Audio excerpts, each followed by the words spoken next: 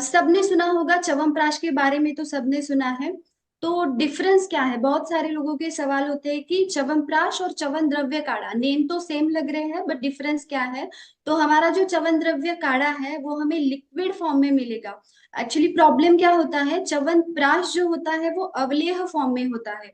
अवलेह means जिसे आप लिख करके खा सकते हो, डायरेक्ट स्पून से खा सकते हो, बट बच्चे इसे ज्यादा पसंद नहीं करते हैं। एडल्ट तो खा सकते हैं लेकिन बच्चे स्ट्रॉन्ग फ्लेवर की वजह से इसे ज्यादा पसंद नहीं करते हैं। बट डीएक्सएन ने हमें और भी इजी कर दिया है च्यवनप्राश लेना, क्योंकि इसे लिक्विड फॉर्म में दिया है। तो आप इसे डायरेक्टली भी ले सकते हो, या फिर आप इसे वाटर में डाल के डाइल्यूट करके भी बच्चों को दे सकते हो, और इसके बहुत अच्छे बेनिफिट्स उन्हें मिल सकते हैं। तो हमारा जो च्यवन द्रव्य है वो ग्लूटेन फ्री है, शुगर फ्री है। बाजार में जो आपको च्यवनप्राश मिलते हैं जो अवलेह फॉर्म में होते हैं, उसमें मोस्टली शुगर होती है, स्टोन शुगर होती है, या हमारी नॉर्मल व्हाइट शुगर से भी बहुत सारे च्यवनप्राश बनाए जाते हैं। तो वो हेल्दी नहीं होते हैं। तो ये हमारा जो च्यवन द्रव्य काढ़ा है वो शुगर फ्री है।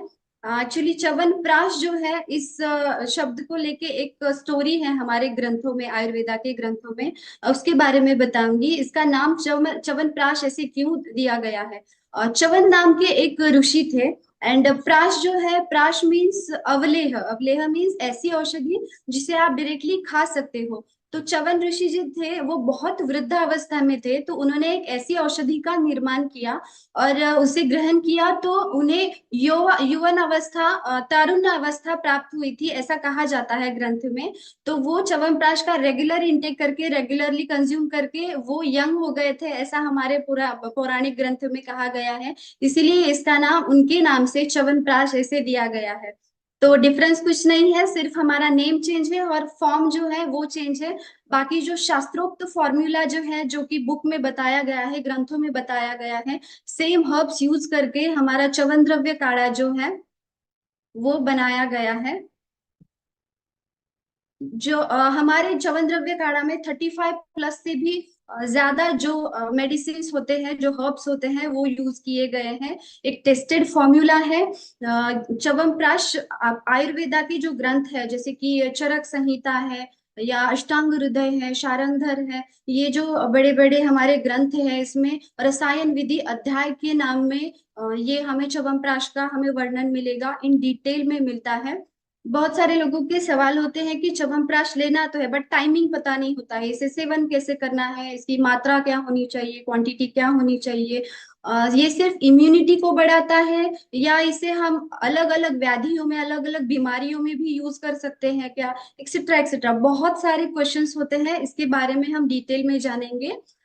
तो यस, ये फर्स्ट इसका जो है ये इम्यूनिटी को बढ़ाता है। इसमें बहुत सारे एंटीऑक्सीडेंट्स पाए जाते हैं, जैसे कि मैम ने अभी बताया कि फ्री रेडिकल से जो सेल डैमेज होता है हमारे बॉडी में, तो उससे लाइफ स्पैन कम होती है हमारी। तो इसमें एंटीऑक्सीडेंट होने की वजह से ये हमारे सेल डैमेज को, हमारी बॉडी को सेल डैमेज से बचाता है। ट्रेडिशनल हर्ब्स, इसमें 35 प्लस से भी ज्यादा ट्रेडिशनल हर्ब्स यूज किए गए हैं। ये आपकी इम्यूनिटी को बढ़ाता है। डिफेंस मैकेनिज्म जो है, आपके डब्ल्यूबीसी जो होते हैं, नेचुरल किलर सेल्स हम उसे बोलते हैं, उन्हें बूस्ट करने का काम च्यवन द्रव्य करेगा। इसमें बहुत सारे विटामिन और न्यूट्रिएंट्स पाए जाते हैं। विटामिन सी रिच है च्यवन द्रव्य, बिकॉज इसका जो मेन कंटेंट होता है तो वो है आंवला, और हम सबको पता है कि आंवला जो है वो विटामिन सी रिच सोर्स है। तो च्यवन द्रव्य जो है उसमें विटामिन सी बहुत मात्रा में पाया जाता है। रेस्पिरेटरी सिस्टम पे च्यवन द्रव्य बहुत अच्छे से काम करता है। आयुर्वेदा में इसके लिए कहा गया है, एक श्लोक आया है, श्वास कास हरश्चैव। मीन्स श्वास कास मीन्स जो रेस्पिरेटरी, अपर रेस्पिरेटरी डिसऑर्डर्स जो होते हैं, म्यूकस ज्यादा होना, सर्दी खांसी होना, या फिर अस्थमा के जो पेशेंट है, उन पेशेंट में भी च्यवन द्रव्य बहुत अच्छा काम करता है। अगर म्यूकस ज्यादा बनता है, कंजेशन ज्यादा बनता है, बलगम ज्यादा निकलता है, तो उसमें च्यवनप्राश, अगर च्यवन द्रव्य अगर आप रेगुलरली लेते हो तो वो बहुत हेल्पफुल रहता है आपके लिए। और एलर्जिक जो प्रॉब्लम्स होते हैं, जैसे कि पोलन की एलर्जी होती है, डस्ट की एलर्जी होती है, एलर्जिक राइनाइटिस है, एलर्जिक साइनोसाइटिस है, इन सारे प्रॉब्लम्स में च्यवन द्रव्य आपको बहुत आराम देगा। देन है डाइजेस्टिव वेलबींग पे च्यवन द्रव्य कैसे काम करेगा। तो आयुर्वेदा में कहा गया है कि प्रक्षेप द्रव्य जो होते हैं, हमें हमारा जो शास्त्रोक्त फॉर्मूला है च्यवन द्रव्य बनाने का, उसमें हम एंड में प्रक्षेप द्रव्य ऐड करते हैं, प्रक्षेप हर्ब्स ऐड करते हैं। वो जो है वो च्यवन द्रव्य की क्वालिटी एनहांस करने का काम करते हैं। तो जो प्रक्षेप द्रव्य होते हैं वो उष्ण होते हैं, गर्म होते हैं। वो काम क्या करते हैं, हमारी जाठर अग्नि जो होती है, डाइजेशन मेटाबॉलिज्म जो है, उसे बूस्ट करने का काम करते हैं। तो च्यवन द्रव्य अगर आप रेगुलरली लेते हो तो आपका डाइजेशन इंप्रूव होता है।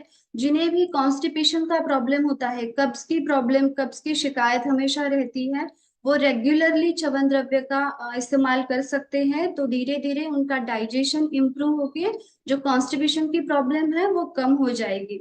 ब्लोटिंग का जो इश्यू होता है, गैसेस बनना, बहुत सारे पेशेंट आते हैं, डाइजेशन से रिलेटेड ही सारे प्रॉब्लम शुरू हो जाते हैं एक्चुअली। गैसेस, ब्लोटिंग होता है मैम, गैसेस हो रहे हैं, कॉन्स्टिपेशन हो रहा है, पेट साफ नहीं हो रहा है, एसिडिटी की प्रॉब्लम हो रही है, गले में जलन, पेट में जलन, बहुत सारे डाइजेशन से रिलेटेड प्रॉब्लम्स आते हैं। अगर आप च्यवन द्रव्य रेगुलरली यूज करते हो तो ये प्रॉब्लम धीरे धीरे कम हो जाएगी। और ऐसा नहीं है कि च्यवन द्रव्य आपको सिर्फ किसी एक मौसम में या किसी एक ऋतु में आप यूज कर सकते हो, ऐसा नहीं है। आप रेगुलरली एक ये च्यवन द्रव्य को एक उत्कृष्ट रसायन कहा गया है। और रसायन जो भी मेडिसिन होती है उसे आप 12 महीने पूरे साल के लिए ले सकते हो, वो आपकी बॉडी के लिए बेनिफिशियल ही होता है। आपके बॉवल मूवमेंट को भी वो अच्छा करेगा और आपकी गट हेल्थ को अच्छा रखने का काम करेगा। Then energy and vitality, yes, आपके इसमें अश्वगंधा है तो आपके एनर्जी को बूस्ट करने का काम करेगा। अगर आपको थकान महसूस हो रही है, आपको आपका काम ज्यादा है, फिजिकल हो मेंटल हो, तो आपकी थकान दूर करने का भी काम च्यवन द्रव्य करेगा। एडाप्टोजेनिक प्रॉपर्टीज इसमें बताई गई है, तो स्ट्रेस रिलीज करने का काम करता है, फटीग रिलीज करने का काम करता है, रिजुविनेशन, एंटी एजिंग प्रॉपर्टीज बताई गई हैं। आंवला जो है वो रसायन द्रव्य है, इसके साथ दूसरे भी बहुत सारे हर्ब्स च्यवन द्रव्य में पाए गए हैं जो कि एंटी एजिंग का काम करते हैं, कोलेजन बूस्ट करने का, कोलेजन फॉर्मेशन का काम अच्छा करते हैं। जैसे कि मैंने च्यवन ऋषि के बारे में बताया अभी कि कैसे वो वृद्धा अवस्था से युवा अवस्था में आए थे। तो इतना भी डिफरेंस नहीं, लेकिन अगर आप रेगुलरली च्यवन द्रव्य का यूज करते हो तो यस, जो रिंकल्स है, आपकी स्किन है, स्किन पे अगर जल्दी रिंकल्स आते हैं, डिपेंड आपकी प्रकृति पे, अगर पित्त प्रकृति के लोग होते हैं, वाता प्रकृति के होते हैं, तो उनकी स्किन जल्दी रिंकल आने लगते हैं, जल्दी बूढ़ी हो जाती है, जल्दी ड्राई होने लगती है।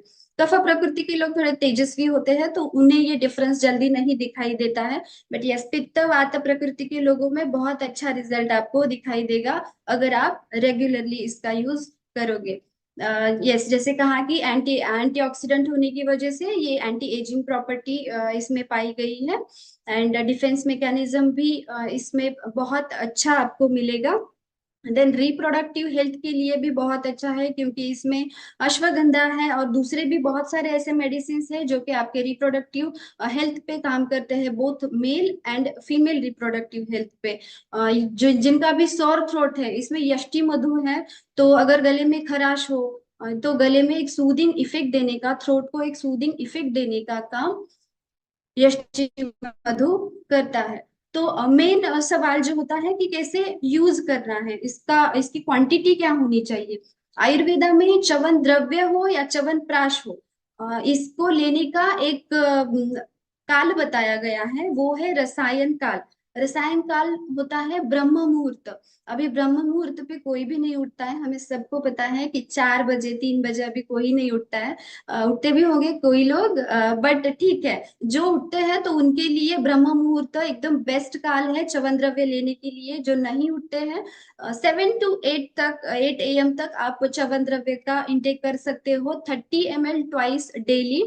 उससे खाली पेट लेना है, उसे लेने के बाद आधा एक घंटे तक आपको कुछ भी नहीं खाना है। शाम के समय का जो टाइम होगा, जल्दी से खाना खा के शाम को सोने से पहले, रात को सोने से पहले आपको 30 ml एक तो पानी के साथ डाइल्यूट करके ले सकते हो, या आप डायरेक्टली भी ले सकते हो, क्योंकि हमारा जो च्यवन द्रव्य हो है वो शुगर फ्री है। तो इसमें शुगर नहीं है, तो आपको जो हर्ब्स है उसकी कड़वी या थोड़ी सी तीखी टेस्ट लग सकती है। ओके। तो आप मॉर्निंग में ब्रह्म मुहूर्त के टाइम पे, और नाइट में आप इवनिंग में खाना खाने के 1-2 घंटे बाद आप च्यवन द्रव्य को पानी के साथ या डायरेक्टली भी कंज्यूम कर सकते हो। वृद्धावस्था में च्यवन प्राश का, च्यवन द्रव्य का बहुत अच्छा इफेक्ट बताया है, क्योंकि वृद्धावस्था में टिश्यू का डीजेनरेशन शुरू हो जाता है। हमें पता है कि अर्थराइटिस की प्रॉब्लम बहुत शुरू हो जाती है। तो च्यवन द्रव्य जो है इसमें वातशामक औषधि है, वातघ्न औषधि है, जो हमारी बॉडी में ड्राइनेस हो या जॉइंट पेन हो उसे कम करने में हेल्प करती है। तो वृद्धावस्था में या बालावस्था हो, उसके लिए एक श्लोक आया है आयुर्वेदा में, जो है क्षीण क्षतणाम। क्षीण क्षत मीन्स जो हमेशा दुर्बल होते हैं, जिन्हें हमेशा बार बार कोई प्रॉब्लम होती है, हमेशा बीमार रहते हैं। वृद्धानाम मीन्स वृद्ध लोग, जो बूढ़े हैं उनके लिए भी। बालानाम मीन्स बच्चों के लिए भी। एंड चांगवर्धनम सबके लिए, बुढ़ो बच्चों से, बाल से लेके वृद्ध तक, या हमेशा जो बीमार होते हैं उनके लिए भी च्यवन द्रव्य एकदम बेस्ट बताया गया है, कांतिवर्धक बताया गया है। आपकी स्किन के हेल्थ को एनहांस करेगा, इम्प्रूव करेगा। मेधावर्धक बताया गया है आयुर्वेदा में इसे। मेधा मीन्स आपकी बुद्धि को भी, आपकी स्मृति को भी बढ़ाएगा। ये कुछ रेफरेंसेस हैं, अगर आपको चाहिए तो हम बाद में आपको शेयर करेंगे, अगर आपको इसके बारे में और भी स्टडी करनी है च्यवन द्रव्य के बारे में।